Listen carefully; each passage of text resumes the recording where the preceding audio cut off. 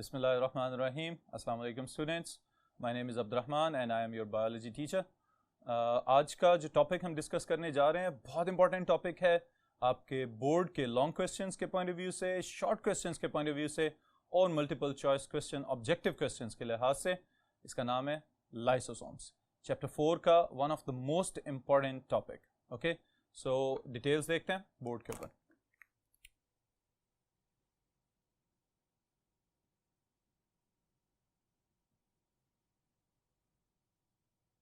Topic है हमारा lysosomes. जी students, अब ये प्रीवियसली कुछ थोड़ा बहुत इसका हम जरा बैकग्राउंड अगर देखें तो सबसे पहले एक चीज हमने प्लाज्मा मेम्ब्रेन के फंक्शंस में पढ़ी थी जिसका नाम था फेगोसाइटोसिस. ओके, कोई डिफाइन कर सकता है इस प्रोसेस को? Phagocytosis. Yes, phagocytosis is the process of engulfing the food. खुराक को निगलने का जो अमल है that is known as phagocytosis. फिर उसके बाद क्या किया जाता है कि बहुत सारे बड़े बड़े फूड पार्टिकल्स को छोटे छोटे फूड पार्टिकल्स में कन्वर्ट कर दिया जाता है और उन फूड पार्टिकल्स को एब्जॉर्ब करके सेल एनर्जी हासिल कर लेता है. ओके, तो this was the process of phagocytosis. अब फेगोसाइटोसिस करता कौन है? तो दीज आर द ऑर्गेनेल्स जिनको आज हम डिटेल में डिस्कस करेंगे, लाइसोसोम्स. ओके, सबसे पहले इसकी हम जरा मीनिंग्स देख लें. लाइसो निकला है लाइसिस में से. लाइसिस का मतलब है स्प्लिटिंग अप, टूट जाना.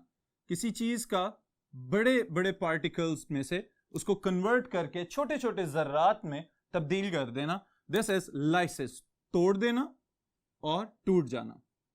जो दूसरा इसका पार्ट है दैट इज सोमा, और सोमा मींस बॉडी. बॉडी के लिहाज से क्या मुराद है यहां पे? बॉडी जो ऑर्गेनल जिसकी हम बात कर रहे हैं, राइबोसोम्स, लाइसोसोम्स. ओके, तो ये जो सोम्स हैं these are the bodies of the cell. Cell के अंदर जो ऑर्गेनल्स हैं जो मुख्तलिफ फंक्शंस परफॉर्म कर रहे हैं, ये इसके नाम का हिस्सा बना हुआ है, Soma. Next is morphology. Morphology क्या होती है? कि नजर कैसे आते हैं, इनकी साख्त कैसी है देखने के लिहाज से और स्ट्रक्चर के लिहाज से ये हमें किस तरह के नजर आते हैं. तो इनका जो डिस्कवरर था that was de Duve, also known as de Duve. इसने बताया कि these organelles are single membrane bounded organelles हैं. They are filled with enzymes and they have different shapes. इनकी शक्लें मुख्तलिफ हो सकती हैं. ऑलराइट स्टूडेंट्स, अब देखें 3 पॉइंट्स हमने यहां पे लिखे हैं कि एक मेम्ब्रेन है that is made up of phospholipid bilayer. Okay, इनके अंदर एंजाइम्स हो सकते हैं. कौन कौन से एंजाइम्स हैं ये भी नेक्स्ट स्टेप में मैं बताता हूं आपको. और ये वाला जो पॉइंट है दे मे हैव डिफरेंट शेप्स, इनकी मुख्तलिफ शक्लें हो सकती हैं. इसकी बुनियाद पे इनको एक और नाम दिया जाता है. They are pleomorphic organelles of the cell. Pleomorphic क्या होता है? जो अपनी शक्लें तब्दील करता रहे, जिसकी शक्लों में बहुत सारी डाइवर्सिटी हो, मुख्तलिफ सेल्स के अंदर मुख्तलिफ शक्लों की सूरत में पाया जाता हो. They are known as pleomorphic. Alright, फिर जो नेक्स्ट पॉइंट है, if they are the enzyme containing organelles, तो इनके एंजाइम्स की क्या स्पेशलिटी है? ओके, तो सबसे पहले नंबर पे दे कंटेन एसिड फॉस्फेटेजेस. आपकी बुक को फॉलो कर रहा हूं मैं यहां पे. Then they also contain hydrolytic enzymes. Hydrolytic enzymes जो पानी की मौजूदगी में काम करते हैं. For example, hydrolase. Alright students, तो अब जो फेगोसाइटोसिस का प्रोसेस था उसमें बड़े फूड पार्टिकल्स को छोटे फूड पार्टिकल्स में कन्वर्ट करना है. तो इस कन्वर्जन के लिए the cell need enzymes and enzymes are chemically proteins. तो ये जो प्रोटीन्स हैं सारे के सारे ये बन के कहां से आ रहे हैं? तो we have the protein factories inside the eukaryotic cells as well as the prokaryotic cells, जो कि क्या हैं? Ribosomes. Okay, so synthesis of enzymes. इसके लिए मैं पाथवे आपको बताने लगा हूं कि ये एंजाइम्स बनते कहां पे हैं और उसके बाद फिर किस तरह से इनको ट्रांसपोर्ट किया जाता है। तो the enzymes are proteins, they are synthesized by ribosomes. From the ribosomes they are sent to endoplasmic reticulum. From the endoplasmic reticulum they are sent to the Golgi apparatus. Golgi apparatus के अंदर इनको process किया जाता है और process करने के बाद इनको रिलीज कर दिया जाता है। तो ये है एक सीक्वेंस एंजाइम सिंथेसिस से लेके उनकी प्रोडक्शन और फिनिश्ड फॉर्म में कन्वर्ट होने तक। ऑलराइट स्टूडेंट्स, फिर इसके बाद एक बहुत इंपॉर्टेंट शॉर्ट क्वेश्चन इस टॉपिक के अंदर मैं इंक्लूड करने लगा हूं। पहला शॉर्ट क्वेश्चन है, what is the difference between primary lysosomes and secondary lysosomes? All right, so first we will define the primary lysosome और फिर इसके साथ हम secondary lysosome की बात करेंगे। What is primary lysosome? All right, अब देखें जी, अभी मैंने बताया कि जो वेसिकल्स रिलीज हो रहे हैं वो कहां से रिलीज हो रहे हैं? गोल्जी बॉडी से। तो हम वहीं से इसकी डेफिनेशन निकाल लेते हैं। Processed enzymes are budded off, अलहदा कर दिए जाना, budded off from Golgi complex as primary lysosomes. All right students, जो एंजाइम्स सिंगल मेम्ब्रेन के अंदर पैक होके वेसिकल की फॉर्म में साइटोप्लाज्म में छोड़ दिए गए हैं, they are now termed as primary lysosomes. Okay, जैसे ही कोई फूड पार्टिकल प्लाज्मा मेम्ब्रेन के अंदर एंडोसाइटोज होके एक छोटे से फूड वैक्यूल की फॉर्म में किसी भी साइटोप्लाज्मिक पार्ट में घूमता फिरता नजर आएगा, प्राइमरी लाइसोसोम्स का काम है कि फौरी तौर पे उनको तलाश करना शुरू कर देना, और जैसे ही प्राइमरी लाइसोसोम्स जाके उसके साथ फ्यूज होंगे तो it will become a food digesting vacuole. अब ये जो फूड डाइजेस्टिंग वैक्यूल है इसको हम दूसरा नाम दे देते हैं, और जो हमारे शॉर्ट क्वेश्चन का सेकंड पार्ट है that is secondary lysosome.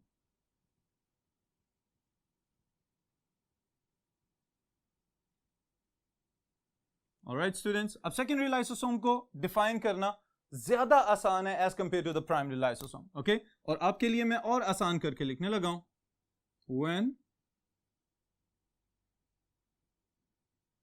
Primary lysosome fuse with the food vacuole or a worn out organelle, it becomes secondary lysosome. Okay जी students, this is the secondary lysosome. अब यहां पे हमने दो चीजों का इजाफा कर दिया। पहले नंबर पे तो ये कि प्राइमरी लाइसोसोम जब फूड वैक्यूल के साथ मिलेगा तो सेकेंडरी लाइसोसोम बनेगा। उसके साथ एक और यहां पे आपको ये टर्म लिखी हुई नजर आ रही है, worn out organelle। ओके, इससे क्या मुराद है? बाज़ औक़ात ऐसा होता है कि सेल के अंदर कुछ ऐसे ऑर्गेनल्स जो अब किसी इस्तेमाल में नहीं आ रहे, किसी काम के नहीं रहे, तो उन ऑर्गेनल्स को रिटायर कर दिया जाता है। जब उनकी रिटायरमेंट करनी होती है तो ऐसा तो नहीं होता कि उनको फौरन जाया कर दिया जाए। इसका मतलब है कि उनमें से कुछ चीजें में भी काम की हो सकती हैं जिनको रिसाइकल किया जा सकता है, दोबारा इस्तेमाल में लाया जा सकता है।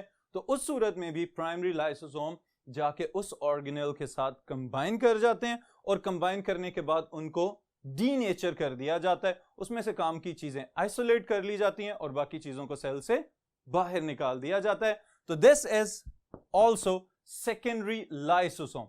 अगर किसी worn out ऑर्गेनल के साथ प्राइमरी लाइसोसोम मिलेगा तो उसको भी हम सेकेंडरी लाइसोसोम कहेंगे। लेकिन अगर और ज्यादा स्पेसिफाई करना पड़े तो फिर हम एक और शॉर्ट क्वेश्चन बना लेते हैं यहां से, और वो क्या है define autophagosomes. All right, students. What are autophagosomes and what is autophagy? ये एक और शॉर्ट क्वेश्चन निकला है इसी टॉपिक के अंदर से, तो इसका जवाब भी मैं आपको बताता हूं. पहले हम जरा इस वर्ड के ऊपर गौर कर लें. ऑटो, खुदकार तरीके से हो जाने वाला अमल. Phago, phagocytosis. Soma, body. Alright, तो इसका क्या मतलब है कि खुद ब खुद से कुछ अपनी ही चीजों को खा जाने वाले organelles. Alright, so these bodies are known as the autophagosomes. Autophagosomes are actually a type of secondary lysosome. ये secondary lysosome की ही एक किस्म शुमार किए जाएंगे और इनको हम डिफाइन करना चाहें तो कैसे डिफाइन कर सकते हैं? Lysosomes involved in self-eating process of their own worn out, or we can say non-functional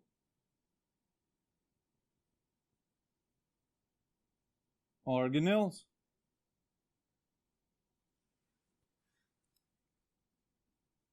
Are called autophagosomes, and the whole process of self-eating is called autophagy. Self-eating. Okay, अब इसमें से मैं दो वर्ड्स को अलग-अलग से हाईलाइट करने लगा हूं. पहले नंबर पे तो हमारे पास है autophagy. Autophagy is what self eating process. Okay, फिर उसके बाद दूसरे नंबर पे यहां पे worn out और नॉन फंक्शनल. ओके स्टूडेंट्स, अब ऐसा भी हो सकता है कि कुछ ऑर्गेनल्स जब से सेल माइटोसिस के थ्रू पैदा हो के काम करना शुरू करता है तो कुछ ऑर्गेनल्स दरमियान में उसका साथ छोड़ जाएं, वो काम करना ही खत्म कर दें और सेल को ऐसे ऑर्गेनल्स की जरूरत नहीं होती. जब सेल को ऐसे ऑर्गेनल्स की जरूरत नहीं है तो वहां पे वो स्पेस और वो एनर्जी जाया नहीं करता. तो उसके लिए क्या किया जाता है? प्राइमरी लाइसोसोम्स को मैसेज दे के वहां पे भेजा जाता है. प्राइमरी लाइसोसोम उसको एनगल्फ करता है, निगल लेता है और निगलने के बाद एंजाइम एक्टिविटी के थ्रू उस बड़े ऑर्गेनल को छोटे छोटे पार्टिकल्स में कन्वर्ट करके उसमें से यूजफुल एलिमेंट्स को निकाल लिया जाता है. This whole process is called autophagy और वो स्पेशलाइज्ड सेकेंडरी लाइसोसोम्स जो ये काम करने के लिए जाते हैं they are known as autophagosomes. Alright students, फिर इसके साथ एक लास्ट पॉइंट मैं ऐड करता हूं यहां पे and that is what extra cellular digestion. अब एक्स्ट्रा सेल्यूलर डाइजेशन में भी आप लोग इस टर्म से पहले से फेमिलियर हो, लेकिन लाइसोसोम्स के पॉइंट ऑफ व्यू से ये एक इंपॉर्टेंट बात है. और क्या इंपॉर्टेंट बात है कि आमतौर पे ये समझा जाता है कि lysosomes they only work within the cytoplasm. Okay, लेकिन इस केस में ऐसा नहीं है. The lysosomes they may release enzymes outside the cell. Cell के बाहर भी एंजाइम्स रिलीज कर सकते हैं और जब एंजाइम सेल से बाहर जाके बड़े फूड पार्टिकल्स को छोटे फूड पार्टिकल्स में कन्वर्ट करें ताकि उनको बाद में जज़ब किया जा सके, एब्जॉर्ब किया जा सके, तो that process is known as extra cellular digestion. Okay, मैं इसको डिफाइन करने लगा हूं यहां पे. Lysosomes release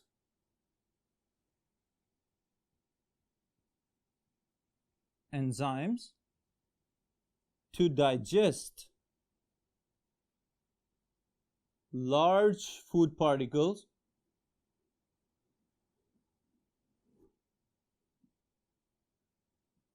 into smaller and absorbable, जज़ब करने के भी काबिल हों, particle size.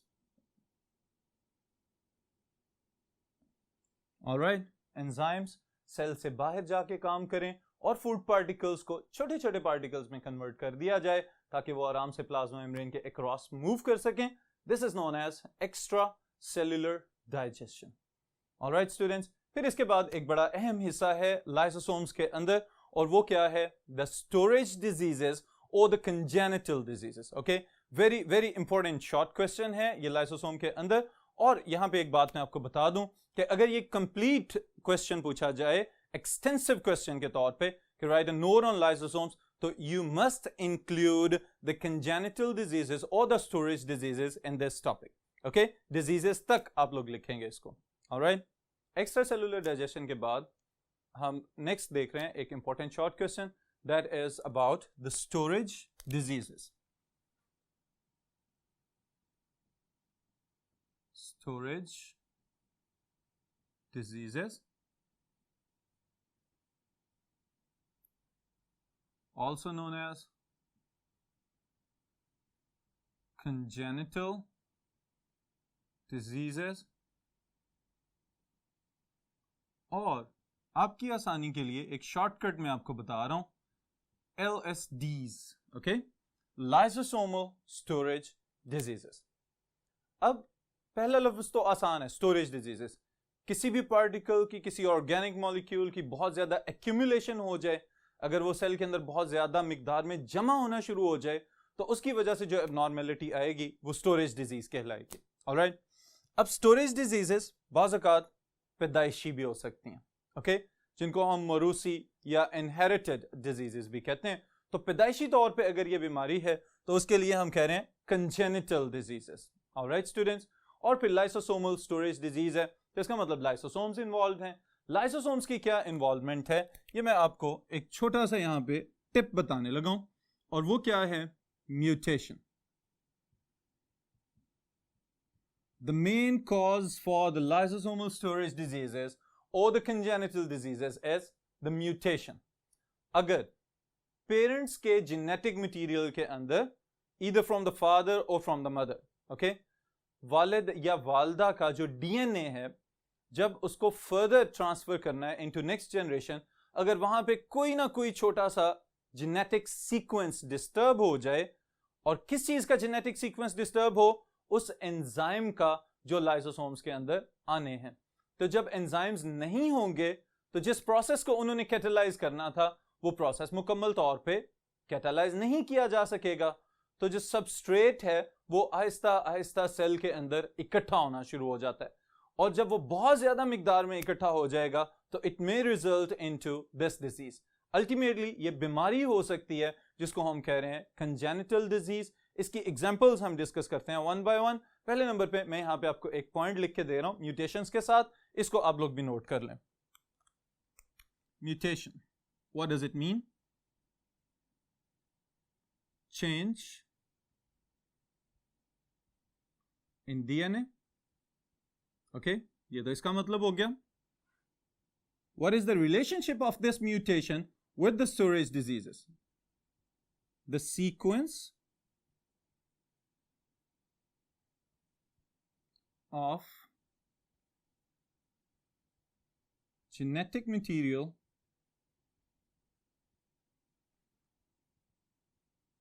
that code for a specific lysosomal enzyme is missing, वहां पे मौजूद ही नहीं है। So the enzymes are not synthesized, वहां पे एंजाइम्स नहीं बनाए जाएंगे, and the substrates, they can be carbohydrates, they can be lipids, or they can be conjugated molecules, glycolipids वगैरह भी हो सकते हैं, will be accumulated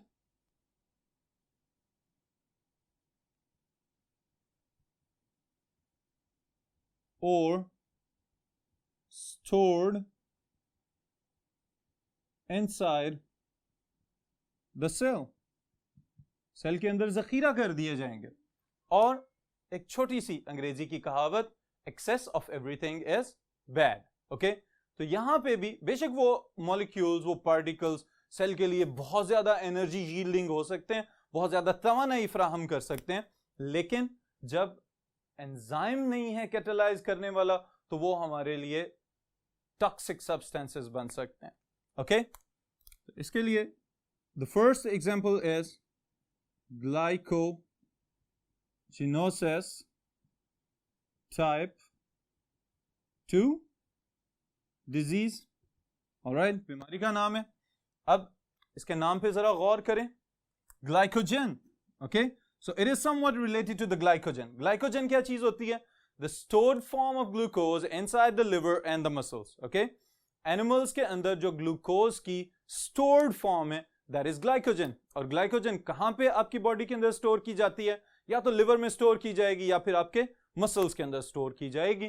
तो ये ग्लाइकोजन अगर जरूरत से ज्यादा स्टोर हो जाए तो उस सूरत में भी प्रॉब्लम हो सकती है.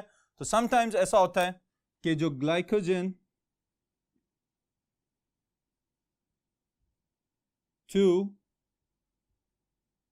ग्लूकोज कन्वर्ट करने वाला जो एंजाइम यहां पे रिक्वायर्ड है, दैट एंजाइम इज मिसिंग. अब अगर ये एंजाइम यहां पे मौजूद ही नहीं है तो इसका मतलब क्या है कि glycogen will not be converted into glucose. तो ग्लाइकोजन मेम्ब्रेन बाउंडेड वेसिकल्स की फॉर्म में सेल्स के अंदर एक्यूमुलेट होना शुरू हो जाएगा और उस सूरत में ये बीमारी हो सकती है. That is known as glycogenosis type 2. After glycogenosis type 2 disease, the second one is Tay-Sachs disease. दो साइंसदानों के अलग-अलग नाम है ये. टे-सैक्स डिजीज, जिन्होंने इस पे काम किया हुआ है. और वजह क्या होगी? Again the mutation. ओके, ऐसी म्यूटेशन जिसकी वजह से वो एंजाइम जिसने फैटी एसिड्स को या लिपिड्स को ट्रांसफॉर्म करना है किसी और शॉर्ट चेन फैटी एसिड या किसी और सबस्ट्रेट के अंदर, that enzyme is missing. Okay, तो यहां पे इसकी वजह फिजियोलॉजिकली हम क्या लिखेंगे? Accumulation of lipids, or we can say glycolipids. All right students, अब इन लिपिड्स को कन्वर्ट करना या तोड़ना जरूरी है ताकि जो इन्फेंट्स होते हैं, जो शीरखार बच्चे होते हैं, छोटी एज के बच्चे जो होते हैं, उनके नर्व सेल्स जो न्यूरॉन्स हैं वो ग्रो कर सकें और मैच्योर हो सकें. लेकिन जब ये एंजाइम्स मिसिंग होंगे, ये कन्वर्जन प्रोसेसेस कंप्लीट नहीं किए जा सकेंगे, तो उसकी वजह से दीज किड्स, ये जो छोटे बच्चे हैं, दे मे सफर फ्रॉम मेंटल रिटार्डेशन. ऐसा भी हो सकता है कि उनका जहनी तवाजुन ठीक ना रहे, और sometimes it may lead to death of that human being. Okay, उसकी वजह से बीमारी की सूरत में अगर ये प्रोलॉन्ग हो जाए ये प्रोसेस, एंजाइम्स बिल्कुल नहीं है, ये कन्वर्जन नहीं हो रही, तो ऐसा भी हो सकता है कि उस ह्यूमन बीइंग की बचपन में ही डेथ हो जाए. Alright students, so this was a brief introduction about the storage diseases. आपने चूंकि short question के लिए prepare करना है तो this whole thing is enough. Alright students, अब ये जो सारे का सारा process हमने देखा है, इसको मैं चाह रहा हूँ कि थोड़ा सा और elaborate कर दूँ ताकि आपके concepts जो हैं वो पहले की निस्बत थोड़े से और strong हो जाएं. Okay? तो चलें मैं आपको दिखाता हूँ कि ये लाइसोसोम काम किस तरह से कर रहा है. जी स्टूडेंट्स, तो मैं चाह रहा था कि लाइसोसोम्स के अंदर जो एक दो पॉइंट्स, जो टेक्निकल चीज़ें हमने देखी हैं, वो मैं आपको थोड़ा सा और अच्छे तरीके से दिखा भी दूं और साथ समझा भी दूं. ऑलराइट, पहला पॉइंट इसके अंदर जो एंडोसाइटोसिस, फेगोसाइटोसिस और फिर प्राइमरी और सेकेंडरी लाइसोसोम वाला है वो होगा. और सेकेंड जो पोर्शन में मैं आपको दिखाना चाहता हूँ, that is about the autophagy. Okay, कि ये सेल्स जो हैं वो खुद से किस तरह से अपने मुख्तलिफ ऑर्गेनल्स को खा रहे होते हैं, और साथ में उसकी एक दो और वजूहात भी बयान करता हूं. ऑलराइट, तो यहां पे देखें जरा, ये एक लिविंग एनिमल सेल है जिसकी गोल्जी बॉडीज फंक्शनल हैं, ऑलराइट। अब ये जो इसकी गोल्जी बॉडीज काम कर रही हैं, इन्होंने बहुत सारे एंजाइम कंटेनिंग वेसिकल्स साइटोप्लाज्म के अंदर रिलीज कर दिया हमें, ऑलराइट। अब ये जो प्राइमरी लाइसोसोम्स कहलाएंगे, वेरी गुड। अब ये जो एंजाइम कंटेनिंग वेसिकल्स जो गोल्जी बॉडीज में से रिलीज हो रहे हैं, they are known as the primary lysosomes. अब प्राइमरी लाइसोसोम्स जो हैं वो साइटोप्लाज्म में फ्रीली फ्लोट कर रहे हैं। अगर कोई एक फूड पार्टिकल एंडोसाइटोसिस के थ्रू मूव करके लाया जा रहा है within the animal cell cytoplasm, तो प्राइमरी लाइसोसोम उसको अप्रोच करेगा और उसके साथ फ्यूज कर जाएगा, मिल जाएगा। जैसे ही उसके साथ कंबाइन करेगा तो ये क्या बन जाएगा? Secondary lysosome. ब्रिलियंट। ओके, अब ये जो सेकेंडरी लाइसोसोम है, इसमें फिर फूड पार्टिकल्स को कन्वर्ट किया जाएगा फ्रॉम लार्जर टू स्मॉलर, और एंजाइम्स अपना काम कर देंगे यहां पे। फिर जो अनडाइजेस्टेड फूड बचेगा, जो फूड पार्टिकल्स हजम नहीं हो सकते, उनको उसी वेसिकल के अंदर पैक करके फिर प्लाज्मा मेम्ब्रेन की तरफ भेजा जाएगा। वहां पे वो कॉन्ट्रैक्टाइल वैक्यूल की फॉर्म में काम करेंगे और मेम्ब्रेन रप्चर होगी, वेस्ट प्रोडक्ट्स को बाहर निकाल दिया जाएगा। This was the first part, okay. अब जो दूसरा हिस्सा है इसका, यहां पे ये देखें जरा, ये कोई ऑर्गेनेल है जो कि माइटोकॉन्ड्रिया भी हो सकता है और कोई और भी मेम्ब्रेनस ऑर्गेनेल हो सकता है, जिसकी अब सेल को जरूरत नहीं रही। अब जब सेल को इसकी जरूरत नहीं है तो सेल क्या करेगा? यस, प्राइमरी लाइसोसोम को ट्रेवल करवाएगा टुवर्ड्स दैट स्पेसिफिक ऑर्गेनेल और उसको ऑर्डर्स दिए जाएंगे कि इसकी ऑटोफेगी कर दो, ऑलराइट। अब सवाल ये पैदा होता है कि ऑटोफेगी की जरूरत क्यों पेश आ रही है? तो स्टूडेंट्स, ऑटोफेगी की जरूरत पेश आ सकती है, नंबर वन, ये कोई नॉर्मल फिजियोलॉजिकल प्रोसेस हो सकता है कि सेल के रूटीन के कामों में से कोई एक काम हो सकता है। नंबर टू, ऐसा भी हो सकता है कि सेल चाह रहा हो कि ये ऑर्गेनेल अब किसी काम का नहीं रहा, तो इससे छुटकारा हासिल कर लिया जाए और उसकी रिसाइकलिंग कर ली जाए, उसमें से काम की चीजें बाहर निकाल ली जाए। और नंबर थ्री, जो कि सबसे इंपॉर्टेंट चीज है, और वो क्या है? बाज़ औक़ात ऐसा भी होता है कि अगर कोई लिविंग बॉडी स्टारवेशन की कंडीशन तक जा चुकी हो, कैद साली किसी कंडीशन हो और फूड पार्टिकल्स की अवेलेबिलिटी ना हो, मजीद खुराक ना मिल रही हो, तो उस सूरत में सेल्स क्या करते हैं? अपनी एनर्जी की जरूरियात को पूरा करने के लिए कुछ ऑर्गेनल्स जो हैं उनकी कुर्बानी दे देते हैं और उनको तोड़ के उनमें से एनर्जी निकाल के अपने सर्वाइवल के लिए इस्तेमाल कर ली जाती है, ऑलराइट। तो ये वो वजूहात हैं कि सेल को ऑटोफेगी की जरूरत पेश आ जाए। अब देखें स्टूडेंट, ये जो प्राइमरी लाइसोसोम है, जब ये जाके इस ऑर्गेनेल के साथ फ्यूज कर रहा है, तो इस सूरत में अब हम इसको क्या कहेंगे? Secondary lysosome. और इस सेकेंडरी लाइसोसोम का दूसरा नाम इसके इस स्पेसिफिक एक्शन के लिहाज से क्या होना चाहिए? Yes, that is autophagosomes, alright. अब फिर इस ऑर्गेनेल को तोड़ दिया जाएगा, छोटे छोटे पार्टिकल्स में कन्वर्ट करने के बाद क्या किया जाएगा? फर्दर इसको रिसाइकल कर दिया जाएगा। जो काम की चीजें वो सेल रख लेगा, जो काम की चीजें नहीं है उनको फिर किसी वेस्ट वेसिकल के थ्रू सेल से बाहर निकाल दिया जाएगा। This is the whole process of autophagy. और जिस प्रोसेस के जरिए इन वेस्ट प्रोडक्ट्स को बाहर निकाला जा रहा है, that is exocytosis. Alright students, so this is all about today's lecture. फिर इंशाल्लाह ताला इसके जो डिफरेंट फॉर्म्स हैं, पेरोक्सिसोम्स और ग्लाइऑक्सिसोम्स हैं, लेटर ऑन जो आपकी बुक का सीक्वेंस है, वो इंशाल्लाह फर्दर लेक्चर्स में हम देखेंगे।